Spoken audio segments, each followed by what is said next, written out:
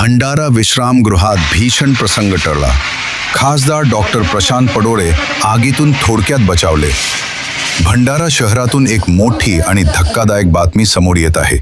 भंडारा येथील विश्रामगृहात अचानक आग लागल्याची घटना घडली असून या घटनेत भंडारा गोंदिया मतदारसंघाचे खासदार डॉक्टर प्रशांत पडोळे हे थोडक्यात बचावले आहेत. यापूर्वी देखील खासदार यांच्या दिल्ली येथील निवासस्थानी देखील अशाच प्रकारे आग लागली व तिथूनही खासदार पडोळे हे बचावले. खासदार प्रशांत पडोळे यांना कुणीतरी जीवनाशी मारण्याचे षडयंत्र तर नाही ना, अशी शंका व्यक्त केली जात आहे. मिळालेल्या माहितीनुसार भंडारा विश्रामगृहातील एका रूममध्ये एसीच्या वायरमध्ये शॉर्ट सर्किट झाल्यामुळे अचानक आग लागली. घटनेच्या वेळी खासदार डॉक्टर प्रशांत पडोळे हे त्याच रूममध्ये उपस्थित होते. आग लागल्यानंतर काही क्षणातच मोठ्या प्रमाणात धूर पसरला.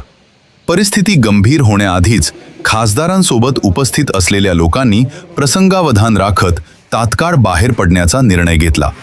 यामुळे मोठी दुर्घटना टळली असून सुदैवाने कोणतीही जीवितहानी झालेली नाही. अचानक धूर वाढला आणि आम्हाला काहीतरी बिघाड झाल्याची जाणीव झाली. तात्काळ बाहेर पडलो, त्यामुळे मोठा धोका टळला. या घटनेनंतर विश्रामगृहातील सुरक्षेच्या दादा काय सांगाल, तुम्ही शासकीय विश्रामगृहात बसले होते आणि यावेळी इथं अचानक आगीने पेट घेतली. आम्ही दिवसभर भंडारा शहरामध्ये गॅस एजन्सीला भेट दिली. गॅस एजन्सीला आणि पेट्रोल पंपला भेट देऊन पेट्रोल आहे का नाही, डिझेल आहे का नाही याची आम्ही शहानिशा केली असता तिथं पेट्रोल आणि डिझेलच नाही. गॅससुद्धा इथं तुटवडा आहे. तिथं सकाळी गेलो असता रांगा लागल्यात, रांगेमध्ये विकलांग लोक तिथं होते, हे शोकांकित आहे.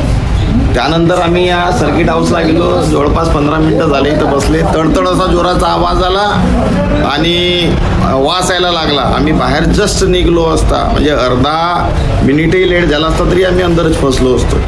बाहेर आग लागली होती, विझवण्याचा प्रयत्न केला पण ते आटोक्यात आली नाही अजूनपर्यंत, कारण की धुवा फार प्रमाणामध्ये आहे आणि आगसुद्धा लागलेली आहे. तर याची शहानिशा झाली पाहिजे, याची चौकशी लागली पाहिजे की कशाने आग लागली, शॉर्ट सर्किट झाला, काय झाला, का ए सीमध्ये काही फॉल्ट आला आणि मेंटेनन्स कोण बघते याच्याकडे सुद्धा लक्ष देण्याची गरज आहे. दोषी कोणी असेल तर त्याच्यावर कारवाई झाली पाहिजे, कारण का अत्यंत निंदनीय अशी घटना आहे. सगळे जनप्रतिनिधी लोक इकडे येऊन बसतायत आणि त्याच्यामध्ये कार्यक्रम होत असतात आणि अशी घटना झाली नाही पाहिजे. चांगलं झालं का आम्ही जागे होतो. ही रात्रीची घटना असली तर झोपेतच मृत्यूसुद्धा झालेला असतो. उपाययोजनांवर प्रश्नचिन्ह उपस्थित होत असून प्रशासनाकडून तपास सुरू करण्यात आला आहे. भंडारा डिजिटल करिता अजय मेश्राम.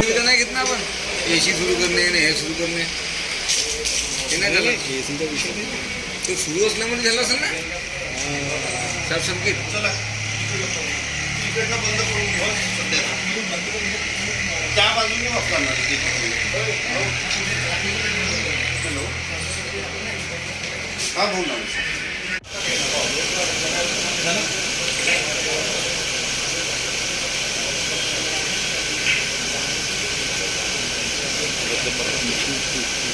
गाणं